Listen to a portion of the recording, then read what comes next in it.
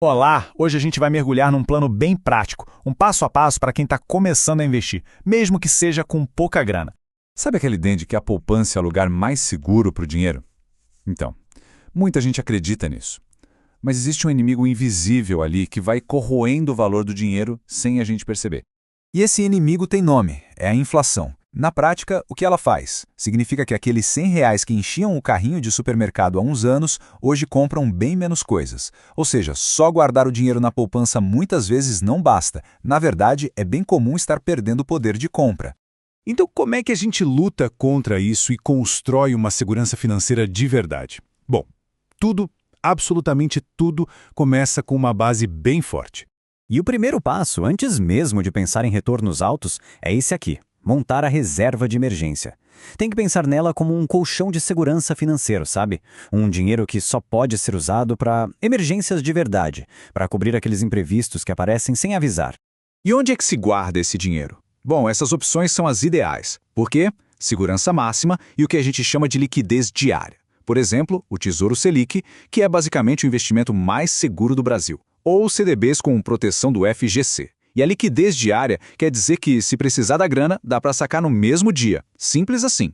E isso aqui é fundamental para entender o mundo dos investimentos. De um lado, tem a renda fixa, onde o dinheiro é emprestado e as regras do jogo são conhecidas, é tudo mais previsível. Do outro, a renda variável, onde se compra um pedacinho de um negócio e o valor sobe e desce o tempo todo. A nossa reserva de emergência, a nossa base, fica 100% do lado seguro, na renda fixa. Ok, com a fundação pronta e segura, aí sim a gente pode começar a subir as paredes da nossa casa financeira. É aqui que o investimento para os objetivos de longo prazo entra em cena. E qual a melhor maneira de pensar nesse crescimento a longo prazo?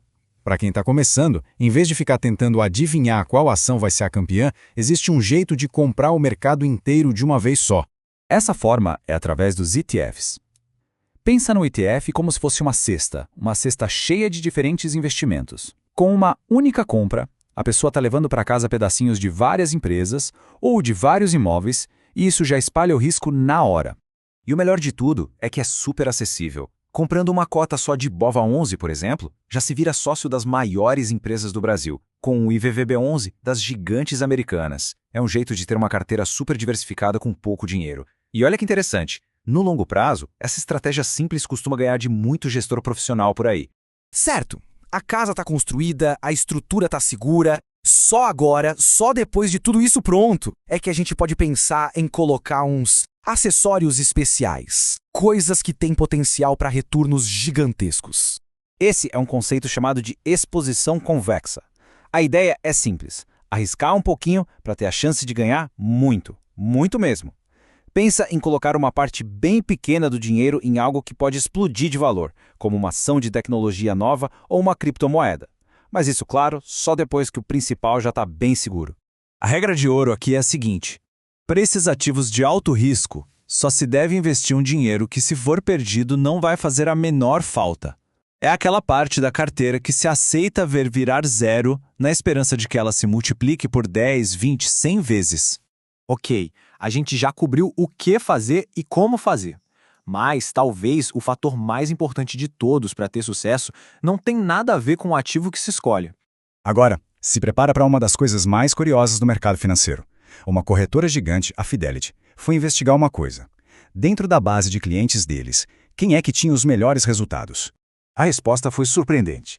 Os investidores com a melhor performance eram os que tinham falecido, e as contas deles tinham sido esquecidas. Por quê? Simplesmente porque eles não fizeram nada. Não venderam no pânico, não compraram na euforia, eles simplesmente deixaram o investimento lá, quieto. Isso nos leva a um princípio fundamental, como diz essa frase. Muitas vezes, a melhor coisa a se fazer é não fazer nada. É deixar o tempo e o poder dos juros compostos trabalhar em paz. Para conseguir ficar quieto e não tomar decisões no calor do momento, é essencial se conhecer. Entender como a gente reage ao risco. Então, vamos fazer um teste rápido. Imagina o cenário. O mercado desaba e os investimentos de longo prazo caem 20% num único mês. A pergunta é: qual a primeira reação? O que a pessoa sente vontade de fazer? Não existe resposta certa ou errada aqui, viu? Se a reação é vender tudo, o perfil é mais conservador e o foco deve ser quase total em renda fixa. Se dá um frio na barriga, mas a pessoa segura a onda, o perfil é moderado. Agora, se o pensamento é, opa, promoção, aí o perfil é arrojado. Se conhecer, ajuda a montar uma carteira que não vai ser abandonada no primeiro susto. Resumindo então, o plano de ação é esse.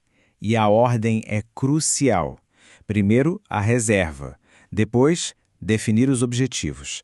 Aí sim começaram a investir em algo diversificado, como os ETFs. E por último, e mais importante, paciência. A ideia é criar um método que proteja o investidor dos erros mais comuns de iniciante. E hoje todas as ferramentas para isso estão na palma da mão, em qualquer corretora. Bom, a planta do projeto está toda aqui. As ferramentas, como a gente viu, são super acessíveis.